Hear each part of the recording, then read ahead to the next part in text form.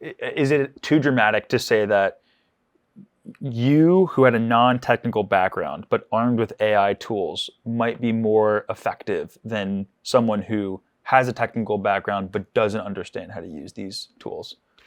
What I hear from people who did have a technical background is that a lot of their, CS major has been obsolesced, with every sequential model update. So it's I think it's a question of to your point of where does that tap out of, but I think it's a very exciting time for, I think there's going to be, I hate to use the term, but a software renaissance of everyone. Yeah. I think there's going to be a lot more software. I was talking to a buddy of mine in New York who has a company that is very technical. He has a CS background, and he basically said that like him with just his CS background before AI, he can now 10x that productivity with AI, which I thought was wild. So he basically said like he can do the work of 10 former, of what would have taken 10 engineers to do, which I thought was pretty wild as someone who's non-technical myself. I think it depends on the kind of work. Mm-hmm. So like programmers back in the day used to do a lot of like business logic work of like, oh, you have a workflow of say like, all right, well, customer inputs XYZ data into like, and then you have to take that data and then transform it and then put it in like a database somewhere, Mm-hmm, right? mm-hmm. And then it has to adhere to certain business rules of your business where normally before that you would have had a person write it down or key it in by hand.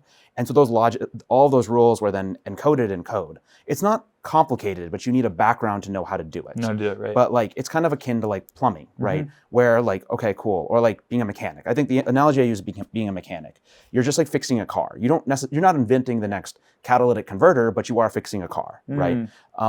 Then there's the work of actually doing the engineering behind all of these different systems and how to like at like the byte level, how do these different systems talk to each other? How do you ensure, we have a thing in the industry called nines of reliability of like, a system is up for 99% of the time, that's 2 nines of reliability. If it's up for 99.99% of the time, that's 4 nines of reliability. So for example, like the FAA needs 6 nines of reliability for their flights. It should only be down for, I think that's like 30 minutes a year. That's the maximum amount of time that their system's going to be allowed. And that requires a lot of engineering on top of it. It's not just about building the initial logic. Right. It's about how do you ensure that this logic never breaks at the level where it's down for 30 minutes a year. Interesting. And give that guarantee to the government, right? And so you have what I'd call the mechanic versus the mechanical engineer, right? You have like a plumber versus say like a fluids mechanics engineer, right? An electrician versus an electrical engineer. Yep. In software, you have a software engineer and a software engineer, right?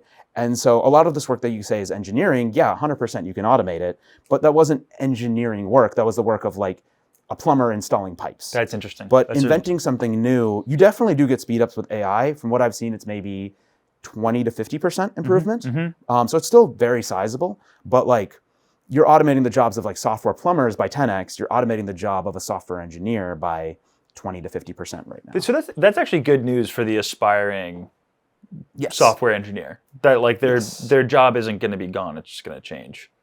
Well, you'd say like out of CS grads, maybe 10% were trying to be software engineers and 90% were trying to be software plumbers. And so like that's where you saw the trend of the huge explosion of people going into it, is that the pay differential, and then to anyone not in the industry, the differential in being able to tell what they do. Like there's lots of software plumbers at FANG, right? That are just, changing a color on a button 20 times over. And so a huge portion of these CS grads are not trying to do the actual difficult work of engineering. They're doing like I know a lot of things and I can implement some simple fixes. And so those people are 90% is kind of me throwing out a number.